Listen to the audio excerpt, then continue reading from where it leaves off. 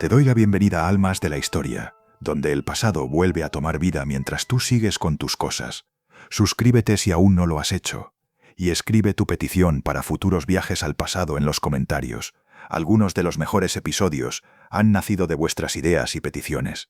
Y ahora sí, viajemos juntos al pasado. Capítulo 1. Una casa beocia y un niño atento.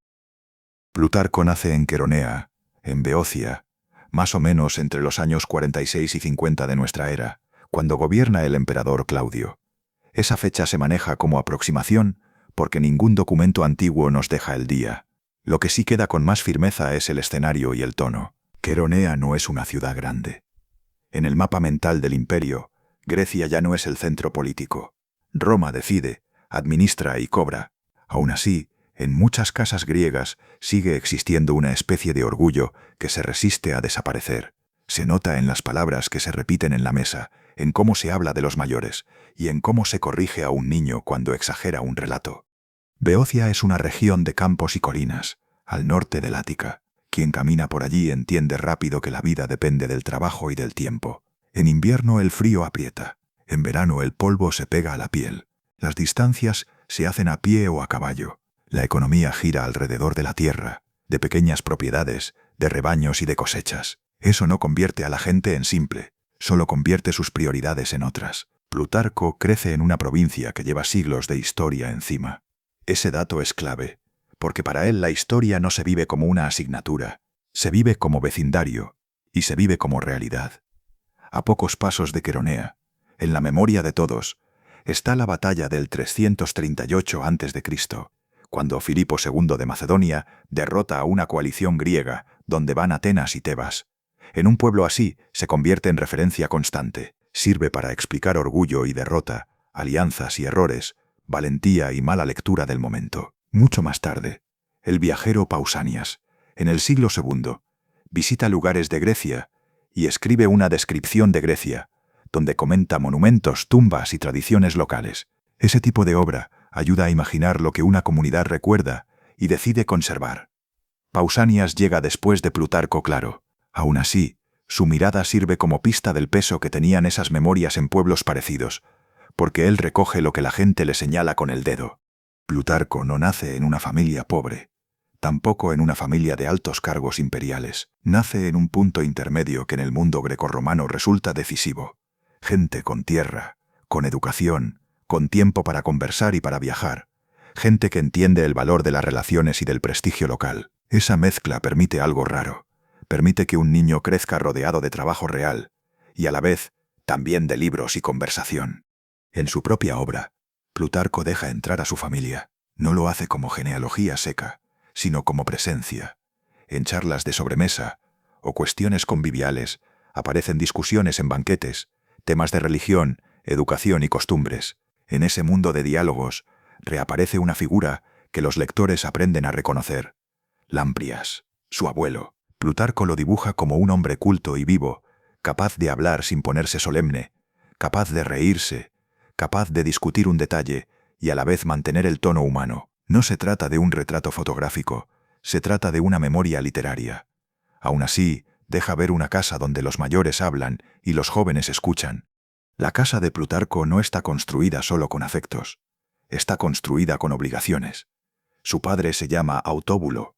Plutarco lo presenta como un hombre de hábitos rurales, vinculado a la tierra, a la caza y a los caballos. En el mundo antiguo, esas aficiones tienen que ver con estatus, con entrenamiento físico, con control del cuerpo y con disciplina. Autóbulo representa un tipo de autoridad doméstica que se impone por rutina y ejemplo. Ese ejemplo funciona como mecanismo social. En una comunidad pequeña, casi todo el mundo se conoce. Las acciones se comentan. El prestigio se acumula despacio y se pierde rápido. Un padre no necesita teorizar sobre moral para enseñar moral. Basta con decidir qué se hace y qué no se hace. Eso incluye en actos cotidianos, cómo se trata a un vecino, cómo se recibe a un huésped, cómo se maneja una deuda o cómo se calla una humillación. Plutarco va a convertirse en un autor obsesionado con la conducta. Su obra más famosa, Vidas paralelas, compara biografías de griegos y romanos.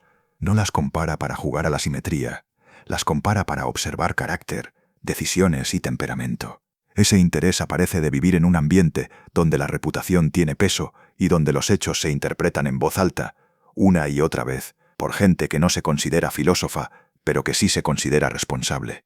Hay otro detalle que recorre su familia como una línea religiosa. Uno de sus hermanos, también llamado Lamprias, será sacerdote en Levadea, en el santuario de Trofonio, un lugar famoso por sus rituales y por la consulta oracular. Ese dato pertenece a años posteriores, pero ayuda a entender el ambiente de infancia. Plutarco crece en una familia donde lo religioso es institución, es deber y es conocimiento transmitido. La Grecia en la que nace Plutarco vive bajo Roma. La provincia administrativa más importante para el sur de Grecia se conoce como Acaya, con capital en Corinto. Eso significa que los asuntos grandes se negocian con representantes romanos, con procónsules o con redes de patronazgo.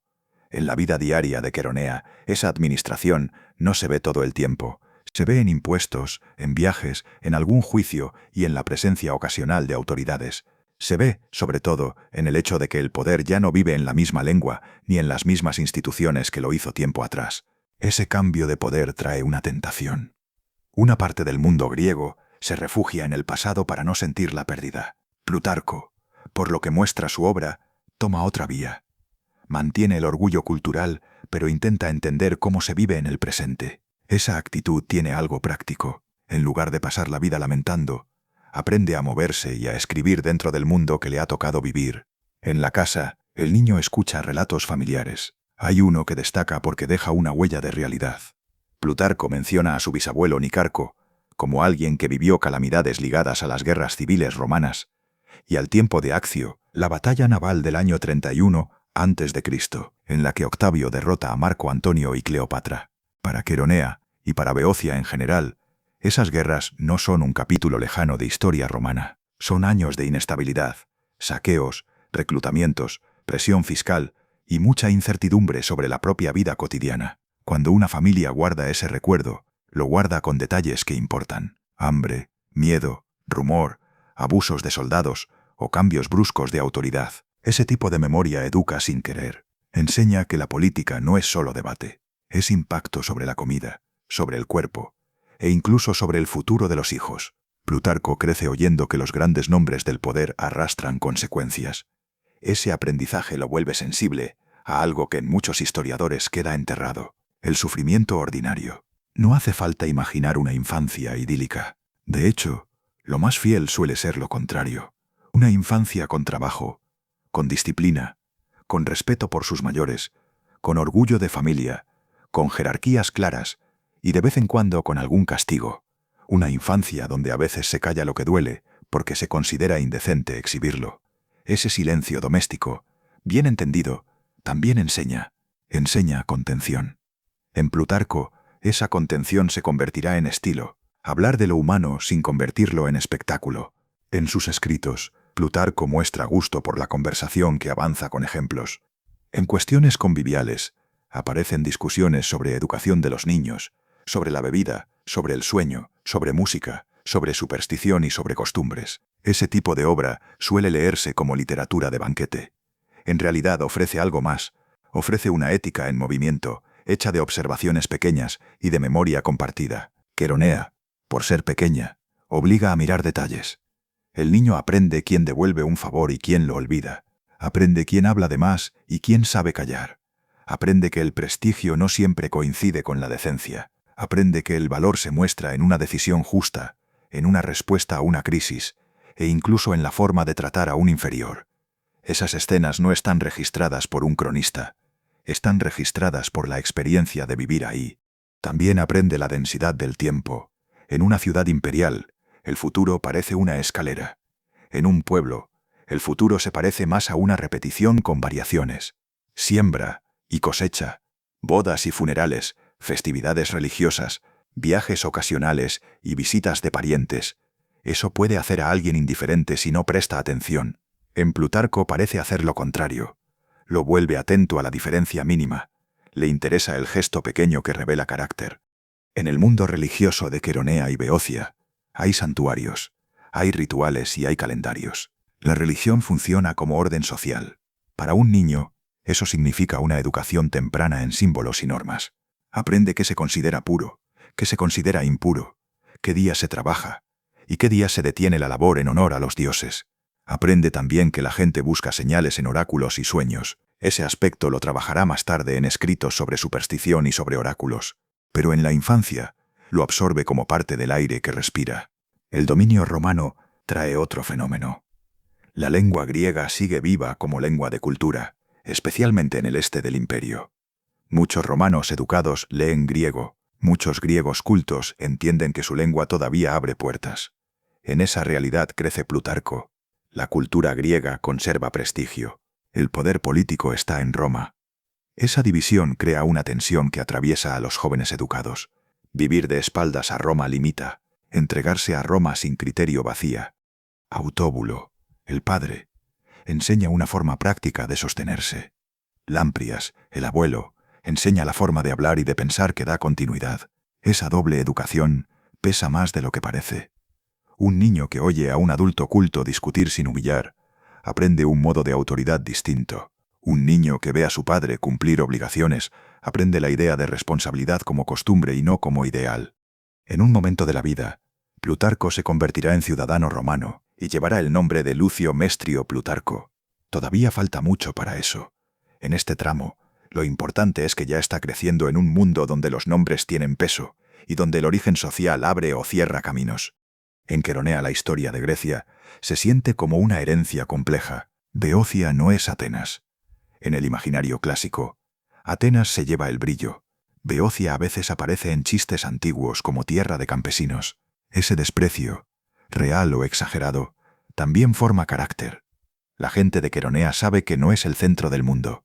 Eso puede crear resentimiento, aunque también puede crear libertad. Plutarco crece con esa libertad. No tiene que competir en el primer plano desde niño. Puede observar, puede recoger historias, puede preguntarle a un anciano cómo fue una hambruna, puede oír a un vecino hablar de un litigio y entender cómo el orgullo arruina un acuerdo. Puede ver a alguien humillarse ante una autoridad romana y callar la vergüenza al volver a casa. Ese aprendizaje temprano se refleja en una idea que atraviesa su obra. La historia no se sostiene solo con batallas y leyes, también se sostiene con el carácter de los protagonistas. Cuando Plutarco escribe biografías, muchas veces introduce anécdotas pequeñas, un comentario, un gesto o una reacción en privado. Esa elección literaria es una toma de posición. Se puede aprender más de un hombre por cómo trata a un subordinado que por cómo pronuncia un discurso. Para que eso funcione, hace falta una mirada entrenada. Y esa mirada, en Plutarco, se empieza a entrenar en Queronea, en un lugar donde nadie tiene interés en fabricar propaganda grandiosa, en un lugar donde los defectos se ven, donde la gente envejece a la vista de todos, y donde la muerte o la mentira no es una noticia lejana. La infancia también es un tiempo de escucha involuntaria. Los niños oyen lo que los adultos creen que no oyen. Oyen discusiones sobre dinero. Oyen que un pariente enfermó. Oyen que un soldado romano golpeó a alguien en el camino. Oyen que la cosecha salió mal. Oyen que un vecino se casó por conveniencia. Esas frases sueltas forman un mapa moral. En una familia con educación hay lecturas. No es necesario imaginar una biblioteca inmensa. En el mundo grecorromano los textos circulan en rollos, se copian o se prestan. Un hogar acomodado puede tener acceso a Homero, a tragedias de autores diversos, a historiadores y a filósofos. Incluso cuando el niño no lo entiende todo, capta el tono. Capta que existe una tradición de palabras que pide precisión.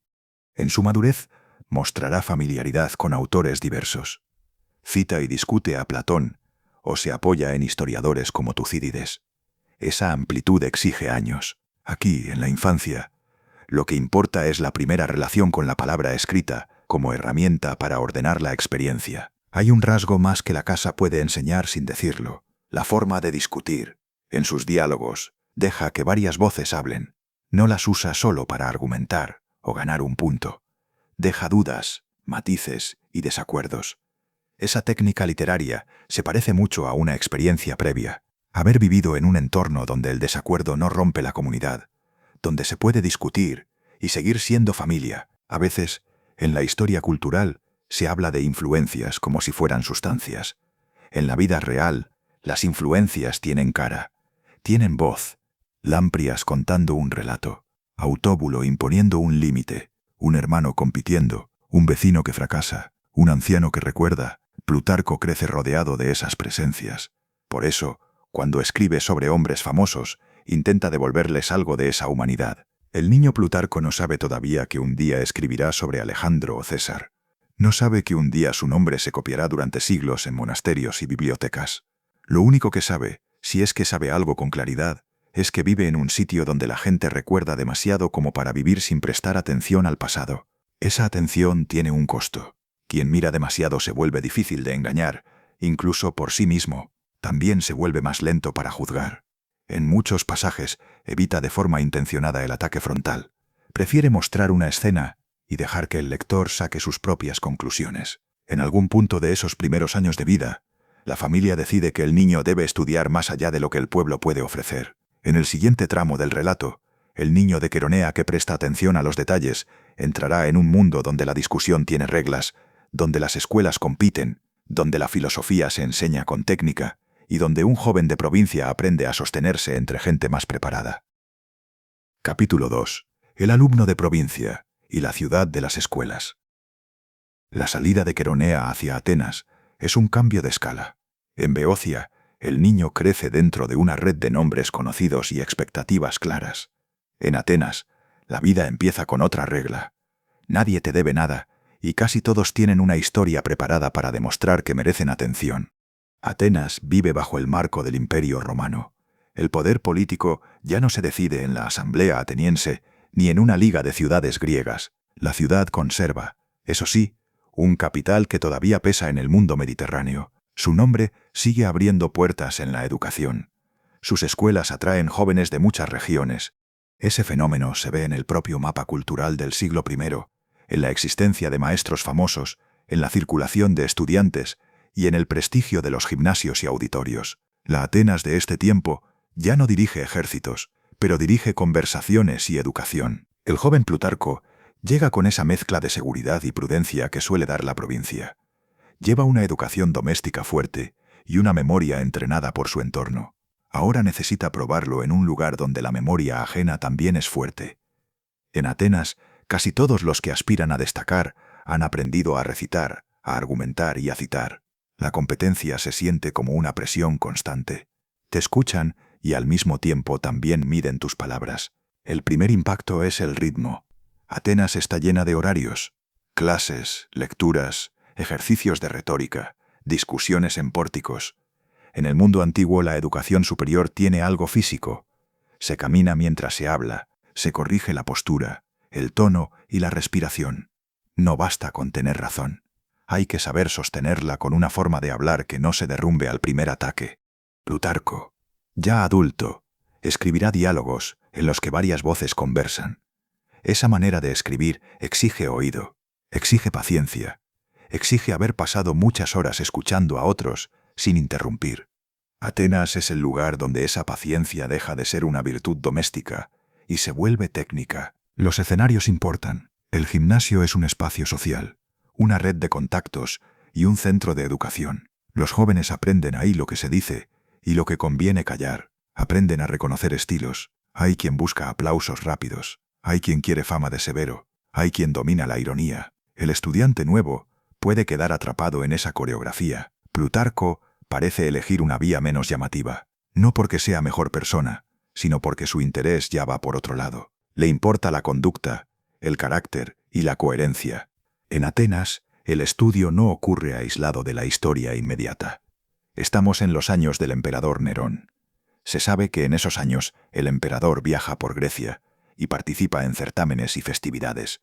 Durante los Juegos Ízmicos Nerón proclama una libertad para los griegos. La escena aparece en fuentes romanas, entre ellas Suetonio y también en la tradición historiográfica asociada a Dion Casio. Esa proclamación tiene un valor político y teatral a la vez. En la vida real, la administración imperial no se disuelve por un anuncio. Aún así, para los griegos educados, ese gesto funciona como una señal de cómo Roma maneja el prestigio cultural de Grecia. El joven Plutarco estudia en un país donde el pasado es capital simbólico y el presente depende de decisiones externas. En ese clima, aparece Amonio de Lamtra. Plutarco lo menciona en sus escritos como maestro y como figura respetada, sobre todo en textos de los Moralia redactados como conversaciones donde Amonio participa o es recordado. La relación con un maestro en esta época tiene una densidad que hoy cuesta imaginar. No es solo asistir a clases, es aprender una forma de vida, entrar en un círculo, copiar maneras de argumentar y absorber una ética del debate. Amonio, según el reflejo que queda en Plutarco, enseña a discutir sin convertir la discusión en combate. Eso suena suave, pero en un ambiente competitivo es una diferencia dura. Un alumno aprende rápido la tentación del golpe brillante. La frase que humilla al rival da prestigio instantáneo, pero también fabrica enemigos. Amonio, en el retrato que se deduce de los diálogos, empuja hacia otra disciplina, hacer preguntas precisas, distinguir lo que se sabe de lo que se sospecha, y reconocer la experiencia ajena como experiencia real, al menos para el otro. El resultado es una mente que puede sostener desacuerdos sin romper el vínculo humano. Ese aprendizaje encaja con lo que Plutarco será después. Cuando escriba biografías, va a preferir un detalle moral a un alarde de estilo. Cuando escriba tratados, va a moverse entre filosofía, religión y conducta diaria sin presentar una doctrina como martillo. Esa forma de escribir exige un tipo de entrenamiento. Amonio es, en esta etapa, el punto más sólido para entender de dónde sale esa voz. En los años de Atenas, Plutarco también se afina en retórica. Eso significa aprender a ordenar ideas, a construir un argumento y a elegir ejemplos. En la Grecia imperial, la retórica es llave social. Sirve para hablar en tribunales, para representar a una ciudad, para negociar con autoridades o para persuadir en asambleas locales. Un joven de Queronea, que aspira a servir a su comunidad, necesita ese instrumento, incluso si su temperamento lo empuja más a la reflexión que al brillo. El estudio de filosofía en la Atenas del siglo I no ocurre en un vacío religioso. La ciudad sigue siendo un centro de cultos y festividades, con un calendario que organiza la vida pública. Entre esos cultos, Eleusis ocupa un lugar especial. Eleusis está cerca de Atenas y celebra los misterios eleusinos. Estos son rituales de iniciación vinculados a Deméter y Perséfone. Sabemos por fuentes antiguas que esos misterios existían desde siglos antes y que imponían reserva a los iniciados. Esa reserva complica la historia, porque lo central no se describe con detalles en las fuentes. Lo que se puede decir con firmeza es el marco. Había procesiones, etapas de preparación y un núcleo ritual que no se debía divulgar. Sobre Plutarco, se suele considerar probable su participación en Eleusis durante su estancia ateniense, pero no hay una declaración autobiográfica directa que permita fijarlo como hecho cerrado. Por rigor, conviene sostenerlo como posibilidad fuerte y no como certificado. La razón por la que importa no es el morbo del secreto. Importa por el tipo de lenguaje que Eleusis refuerza. Lenguaje sobrio sobre la muerte y el destino del alma. Lenguaje que evita la exhibición. En la obra de Plutarco, cuando trata cuestiones del alma, del más allá o del vínculo con lo divino, aparece a menudo una contención que encaja bien con la educación religiosa de un iniciado, aunque esa conexión no se pueda convertir en prueba. Ese aprendizaje religioso no reemplaza la filosofía, la acompaña. En Plutarco, filosofía y religión conviven con una naturalidad que no siempre aparece en autores modernos, mucho más acostumbrados a separarlo todo en cajas. En su mundo, un hombre puede ser racional y devoto sin sentir contradicción. Puede discutir sobre providencia y al mismo tiempo respetar rituales heredados. Puede criticar supersticiones sin atacar lo sagrado. Plutarco, ya en sus tratados, distinguirá entre piedad y superstición. Ese tipo de distinción nace mejor cuando uno ha visto la religión desde dentro, en prácticas reales, y también ha recibido formación crítica. En algún momento de estos años, circula la noticia de que Plutarco escribió textos tempranos hoy perdidos. La tradición antigua sobre su producción menciona obras que no han llegado completas o no han llegado en absoluto. Esa pérdida es común en la literatura antigua. Copiar un rollo cuesta tiempo y dinero. Se copia lo que interesa a una comunidad. Lo que no se copia, muere. Lo importante aquí no es el título exacto de un escrito juvenil, sino el hecho humano. Plutarco empieza a escribir desde temprano. La vida intelectual ateniense también muestra jerarquías. Hay maestros con fama, discípulos que buscan ser vistos y familias que pueden pagar estancias largas. Un joven de Queronea necesita moverse con inteligencia. A ratos, eso implica callar más de lo que se desea. En otros momentos implica hablar justo cuando conviene. La prudencia es parte de la formación. Plutarco la llevará luego a su obra, donde muchas veces elige no cerrar una discusión con sentencia final y prefiere dejar al lector con el problema bien planteado. El mundo exterior, mientras tanto, sigue en marcha. Atenas se alimenta de esa circulación. El puerto del Pireo conecta con rutas que van hacia Asia Menor, Egipto o Siria. Es normal que un joven formado en Atenas sienta deseo de ver otras ciudades, otras bibliotecas, otros cultos y otros estilos de vida. El estudio, cuando se toma en serio, suele empujar hacia la comparación. El próximo paso lo sacará del aula y lo pondrá frente a ciudades que viven con otras reglas, con otros archivos y con otros modos de tratar lo sagrado. Ahí se verá que parte de lo aprendido era convicción y que parte era solo costumbre de estudiante. Capítulo 3. Un joven beocio entre imperios. Plutarco sale de Atenas con una educación ya seria y con una carencia que solo se cura viajando. Ha aprendido a sostener ideas en una ciudad que vive de enseñar. Ahora necesita ver lo que pasa cuando esas ideas se enfrentan a ciudades donde el saber no ocupa el lugar central. El momento histórico no es tranquilo.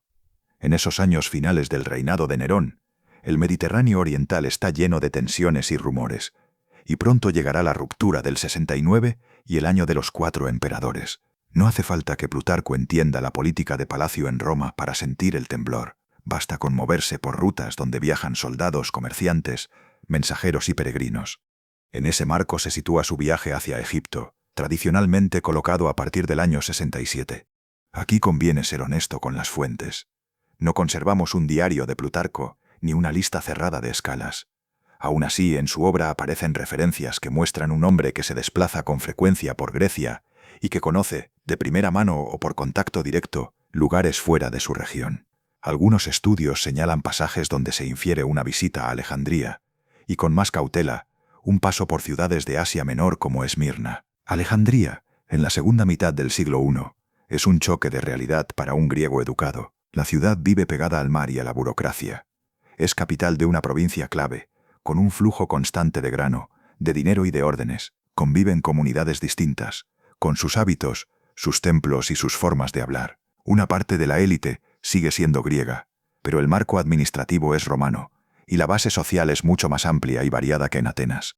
En su tratado sobre Isis y Osiris, escrito ya en su madurez, Plutarco muestra una familiaridad notable con el mundo religioso egipcio, con versiones de mitos, con interpretaciones y con debates sobre el sentido de esos cultos. Eso no demuestra por sí solo un viaje, porque un autor puede aprender por lecturas y por conversaciones. Lo que sí demuestra es que el tema le importó lo bastante como para tratarlo con detalle y con una ambición intelectual seria.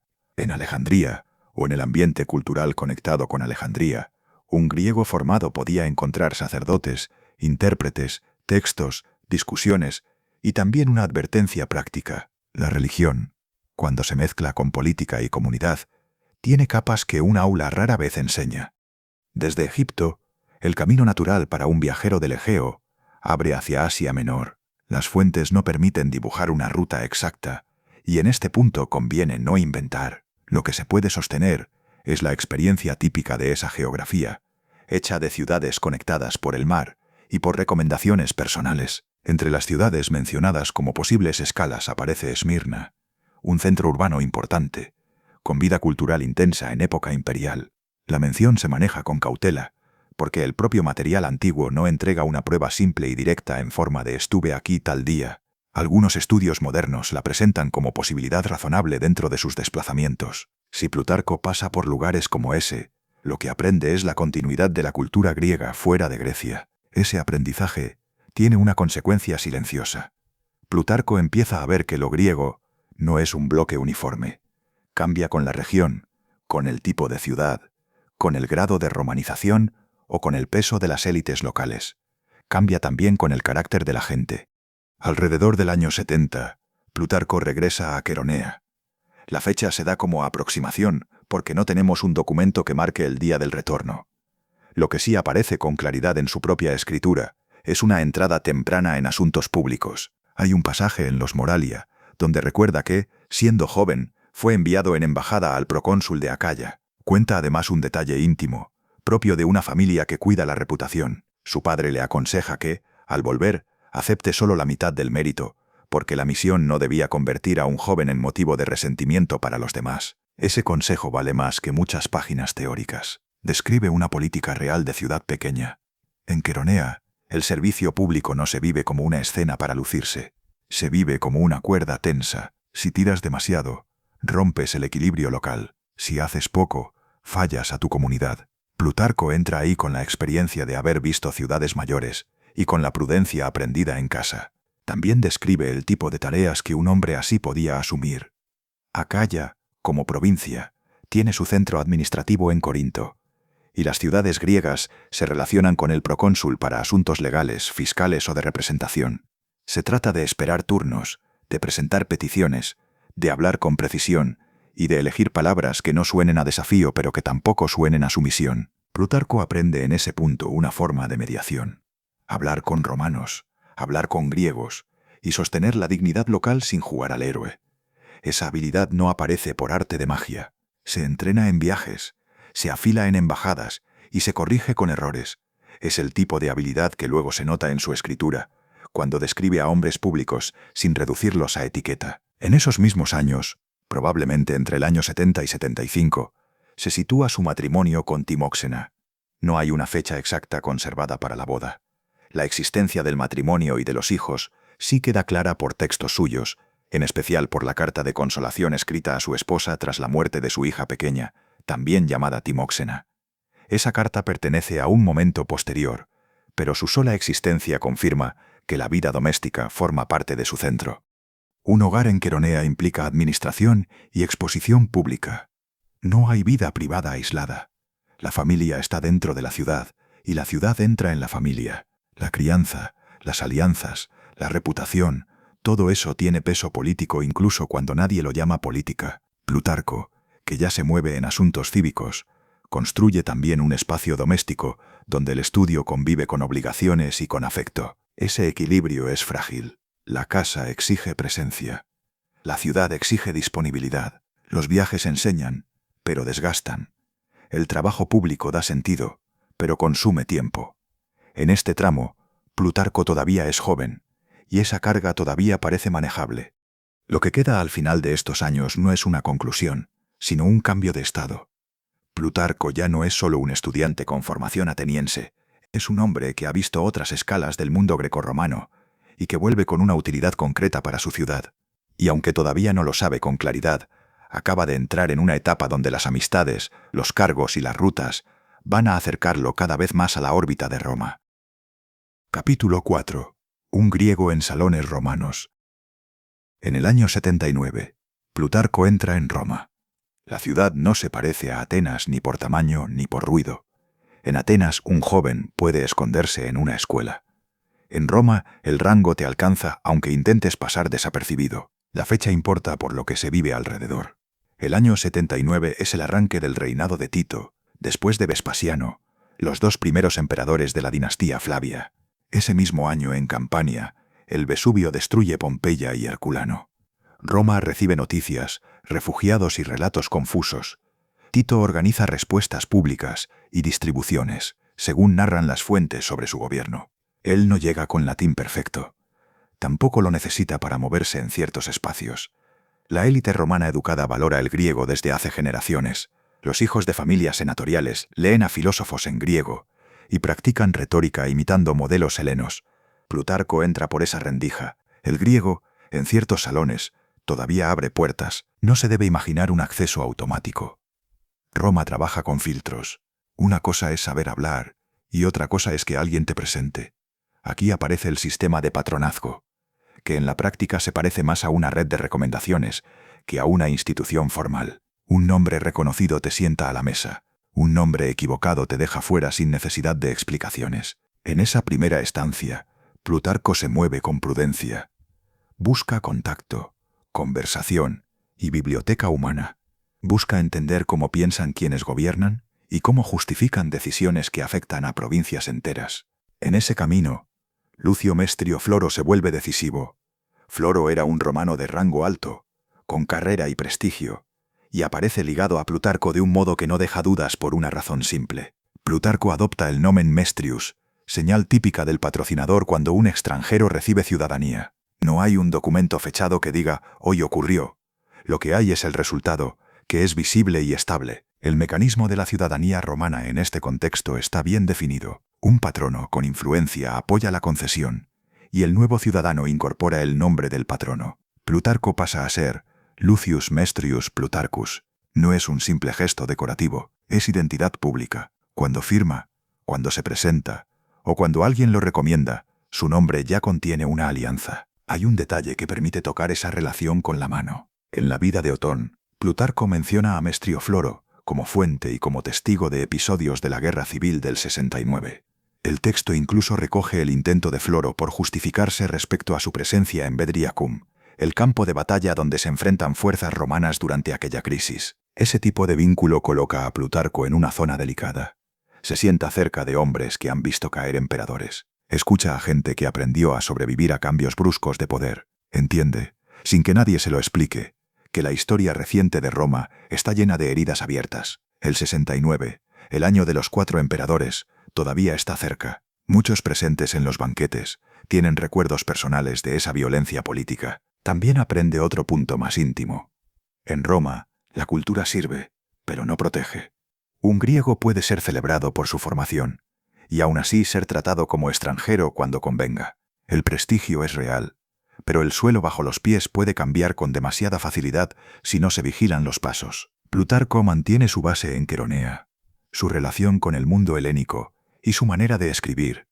Lo que Roma le añade es acceso a una clase dirigente con la que Grecia ya convive en la práctica. Ese acceso deja huellas en su obra, porque empieza a pensar en lectores romanos, o al menos en interlocutores romanos, aunque sin dejar de ser griego.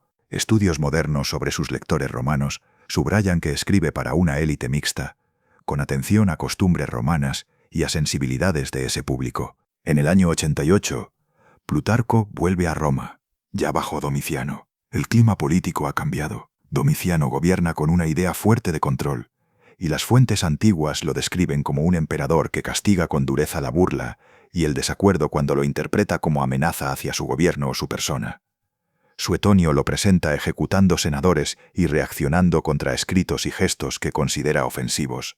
En ese segundo viaje se consolida una amistad que se va a volver central dentro de su obra literaria. Quinto Sosio Seneción, senador romano, aparece como dedicatario de varias obras, incluidas Vidas paralelas y textos de los Moralia. Seneción es un hombre con carrera, con prestigio, con acceso al corazón del poder, y a la vez alguien que conversa con un griego de Queronea y le pide textos, le escucha y le escribe. Las dedicaciones dicen mucho, porque son una forma de relación. Un autor dedica a quien considera digno de recibir, a quien puede entender, a quien puede circular el texto y a quien da respaldo social.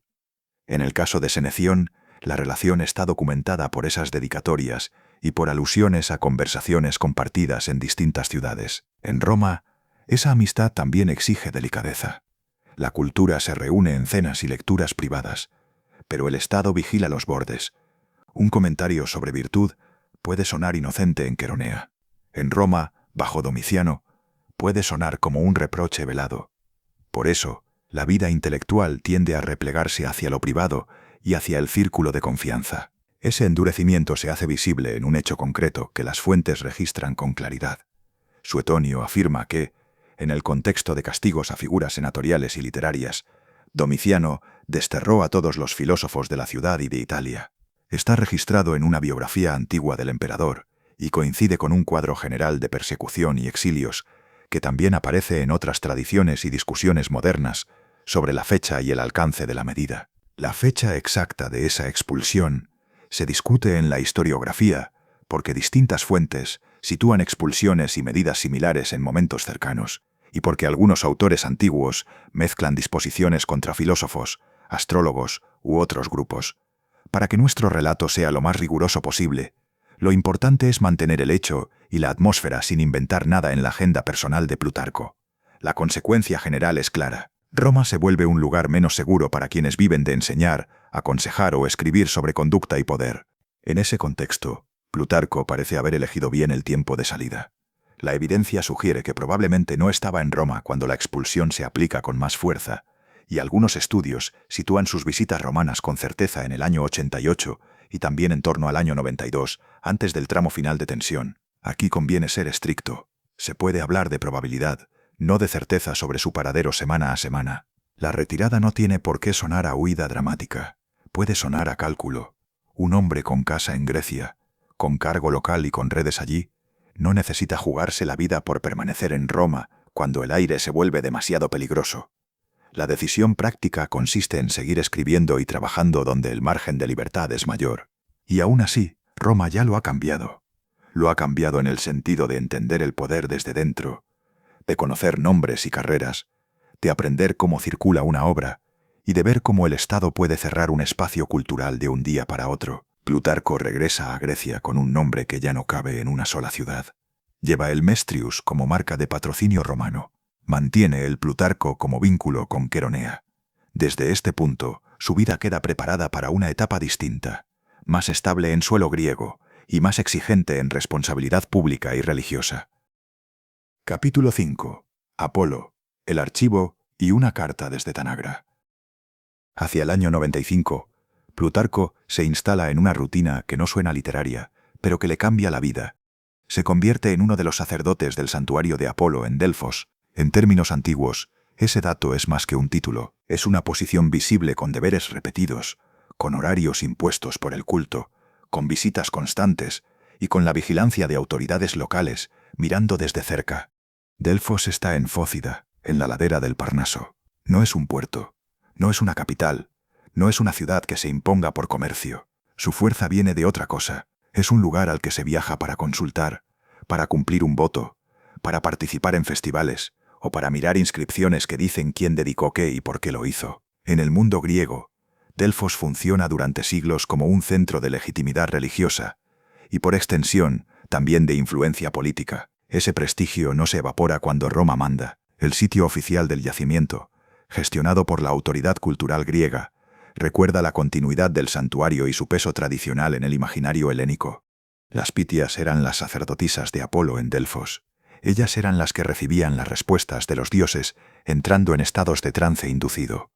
En días señalados, después de rituales de purificación, la Pitia se sentaba en un lugar reservado del santuario y pronunciaba una respuesta que los visitantes habían ido a pedir.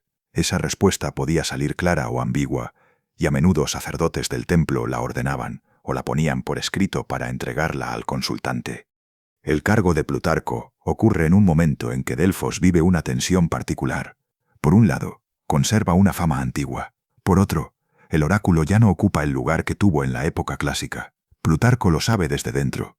En uno de los diálogos sobre los oráculos, al hablar de Delfos, se menciona que antes había varias Pitias y ahora solo una, suficiente para la demanda del momento. Ser sacerdote allí implica moverse entre lo sagrado y lo administrativo, sin separar ambos mundos. Hay rituales que se repiten con precisión. Hay visitantes que llegan con expectativas desordenadas. Hay preguntas que buscan consuelo, ventaja o permiso moral. Hay también una economía del santuario. Dones, dedicaciones, reparaciones y mantenimiento. Delfos está atravesado por instituciones antiguas que siguen operando de algún modo. Una de ellas es la anficcionía délfica, una liga de pueblos que desde siglos atrás tiene responsabilidades sobre el santuario y sus normas. El detalle de la estela con la inscripción dedicada a Plutarco, atribuida a la decisión anficciónica, enseña el tipo de reconocimiento que podía recibir un hombre en ese puesto. Los delfios, junto con los queroneos, dedicaron esta imagen de Plutarco, obedeciendo los decretos de los anficciones. Ese reconocimiento no sale de la nada, se gana con presencia y contacto. Un sacerdote en Delfos está expuesto. Lo observan los delfios, los visitantes, los notables de ciudades cercanas, y también romanos con curiosidad cultural. En un santuario así, una persona aprende a medir palabras de otra manera. Un comentario descuidado puede ofender a un peregrino poderoso. Una corrección hecha con soberbia puede convertirse en rumor, y los rumores en Grecia viajan más rápido que los carros. Plutarco alterna Delfos y Queronea. Sostener su vida cívica en paralelo a su vida religiosa implica tiempo y cansancio acumulado. Es un hombre que atiende a la ciudad, a la familia, y además carga con un oficio sagrado. Su obra en estos años se entiende mucho mejor desde ahí. Es una escritura hecha entre obligaciones. De ese entorno nacen los llamados diálogos píticos o délfico-píticos, conservados dentro de los Moralia. 3 títulos funcionan como columna vertebral. Sobre la E de Delfos, los oráculos de Delfos ya no se dan en verso, y sobre la desaparición de los oráculos. La edición Loeb los agrupa juntos, lo que también indica una afinidad temática reconocida por la tradición editorial moderna. En esos textos, Plutarco no actúa como un propagandista del templo, tampoco como un escéptico que se burla del ritual. Trabaja con otra postura más difícil. Trata lo sagrado como un asunto serio que puede degradarse si se vuelve superstición, y que también puede morir si se vuelve cinismo. En Sobre la E de Delfos parte de algo que, a primera vista, parece casi un chiste interno del santuario. En el templo hay una sola letra, una E o épsilon, colgada como ofrenda. No está ahí para enseñar a leer, está ahí para que la veas y te quedes quieto un segundo. Lo inquietante es que ni los visitantes cultos, ni los propios griegos formados, se ponían de acuerdo sobre qué significaba. Plutarco enumera explicaciones, algunas matemáticas, otras religiosas, otras casi lingüísticas, y en ese desfile se nota un punto incómodo. En Delfos había símbolos a la vista de todos que seguían siendo, en parte, un secreto. Lo oculto aquí no va por túneles ni conspiraciones, va por otra clase de oscuridad. La E funciona como una puerta pequeña hacia una pregunta grande. Si esa letra puede significar sí, introduce la idea de condición, de límite o de prudencia antes de afirmar algo con seguridad. Plutarco explota esa posibilidad porque le sirve para hablar del conocimiento humano como algo limitado. Plutarco también menciona distintas tradiciones a lo largo del tiempo y liga una de ellas a los 7 sabios, nombres casi míticos de la memoria griega. En griego, la letra épsilon es la 5ª letra del alfabeto. Eso permite conectar el símbolo con el 5, número cargado de resonancias pitagóricas. En el diálogo aparece este tipo de lectura matemática y simbólica. En la explicación final atribuida a Amonio, la letra se lee como ei, cuya traducción significa tú eres. Esto la convierte en una fórmula dirigida a Apolo, casi un saludo que afirma algo radical. El dios es de un modo estable. Mientras los humanos cambiamos, envejecemos y nos confundimos. Es una forma de dirigirse al dios reconociendo su ser permanente. Plutarco deja que el misterio se mantenga porque ese es el efecto buscado. En Delfos, una respuesta demasiado clara suele ser menos verdadera que una respuesta que obliga a ordenar la mente. Se deja abierta una pregunta insistente. ¿Por qué esa letra? ¿Por qué aquí? ¿Por qué se conserva? Plutarco nos deja cerca del borde de la respuesta y nos permite mirar hacia adentro, pero no nos da el gusto fácil de cerrar el enigma. En los oráculos de Delfos ya no se dan en verso. El tema central es un cambio de forma. Antes, el oráculo se asociaba con hexámetros, con versos que sonaban a tradición arcaica. En su tiempo, la respuesta aparece en prosa.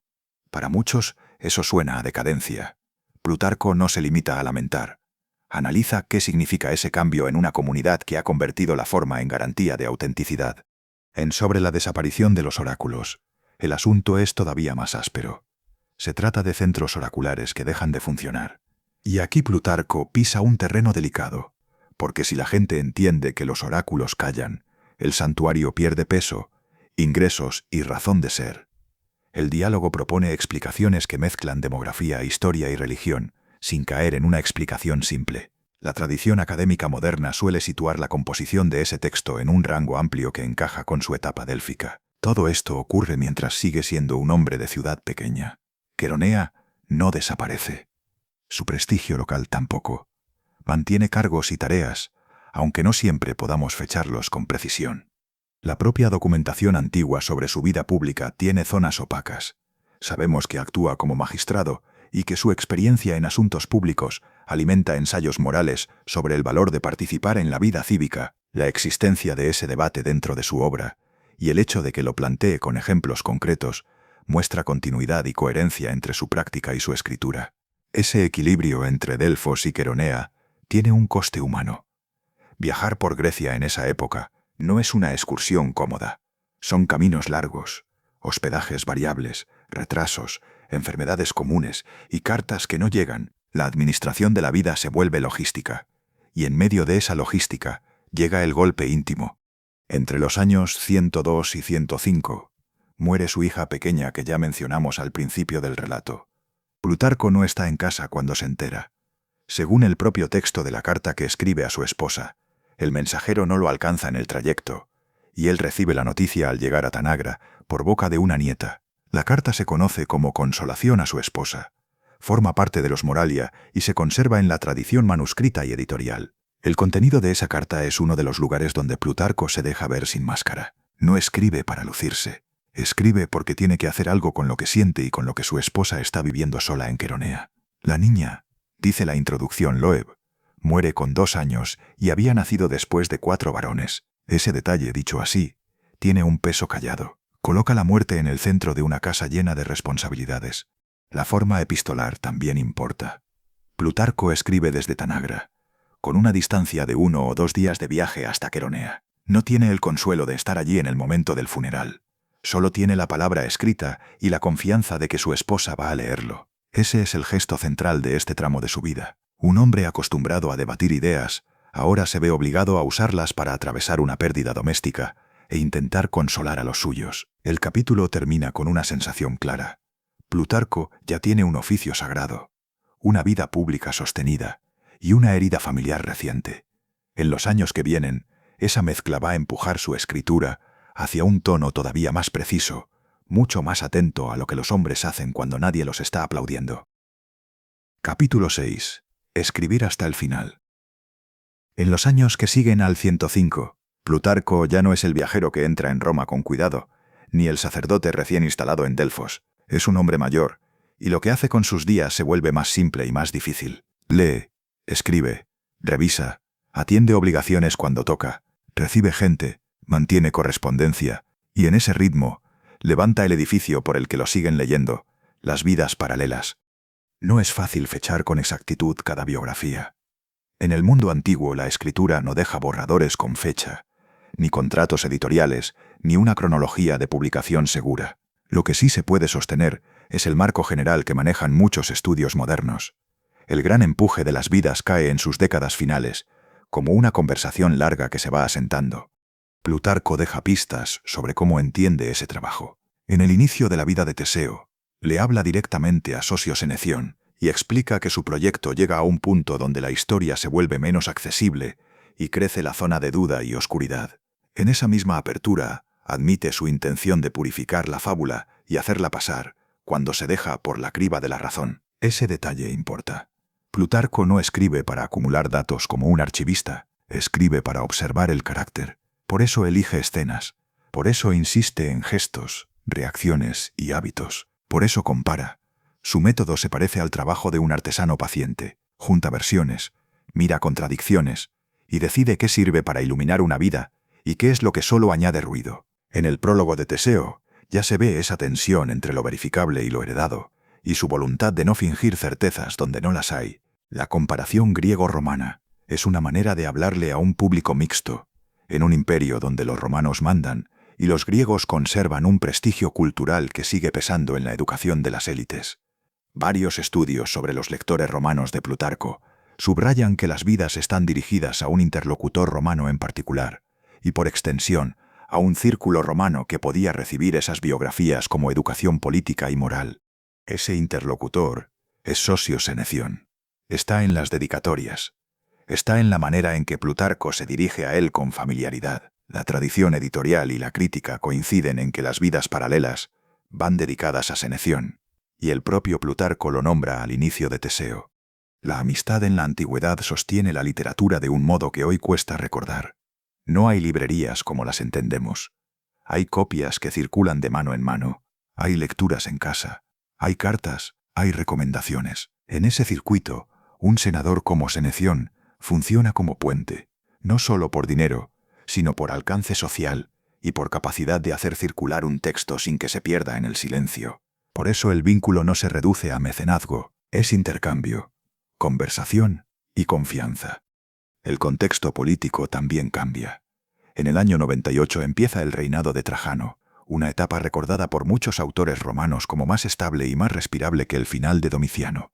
Plutarco escribe en un mundo donde el poder ya no necesita exhibirse con la misma desconfianza cotidiana hacia la conversación moral, aunque la prudencia nunca desaparece del todo frente a la monarquía imperial. En ese clima, escribir sobre virtud cívica, ambición, clemencia o codicia no es solo una afición intelectual, es una manera indirecta de hablar del presente sin nombrarlo. Con la edad, también aparecen los honores, y con ellos llega uno de los puntos más resbaladizos de su biografía. Hay tradiciones tardías que afirman que un emperador le otorgó un cargo importante. Algunas versiones dicen Trajano, otras hablan de nombramientos en tiempos de Adriano. La enciclopedia histórica griega que resume estas tradiciones recoge dos líneas distintas.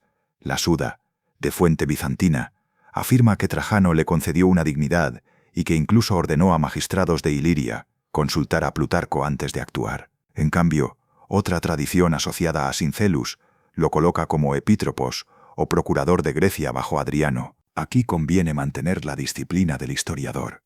Estas noticias vienen de fuentes tardías y no encajan con la precisión documental que uno querría para afirmar un cargo efectivo con competencias claras. La lectura más prudente, común en discusiones modernas, es tratarlo como un honor posible y dejar abierto el alcance real. Esa incertidumbre no debilita la historia. Un hombre reconocido en Delfos y Queronea puede convertirse, con el paso de los siglos, en candidato perfecto para que la tradición le ponga encima un título más alto de lo que podemos probar. Mientras tanto, su vida sigue. Queronea, Delfos y viajes cortos por Grecia cuando hace falta. El trabajo se hace entre interrupciones, entre visitantes que llegan al santuario, entre asuntos de ciudad, entre cartas que hay que responder. Ese es el suelo real de su escritura final.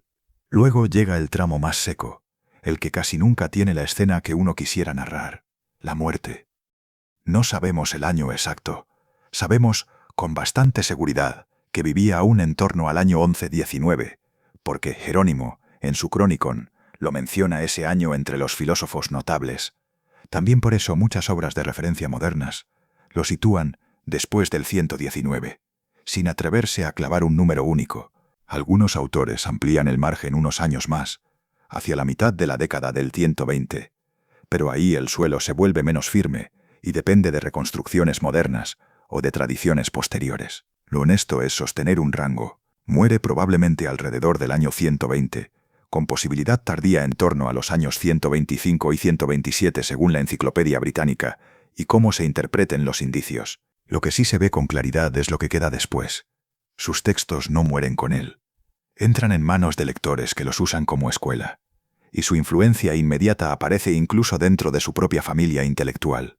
La tradición sostiene que un pariente cercano, Sexto de Queronea, termina siendo maestro de Marco Aurelio. Las fuentes sobre Sexto son complejas y mezclan datos, pero hay un punto sólido para sentir el peso de ese legado. Marco Aurelio, en el libro Uno de sus Meditaciones, agradece a Sexto una forma de vida, una manera de tratar a los amigos y un método sereno para ordenar principios prácticos. Ese agradecimiento, escrito por un emperador que se mira por dentro, funciona como una continuidad real. Plutarco aparece ahí como entorno, como escuela, y como una forma de enseñar que viaja de Queronea a Roma.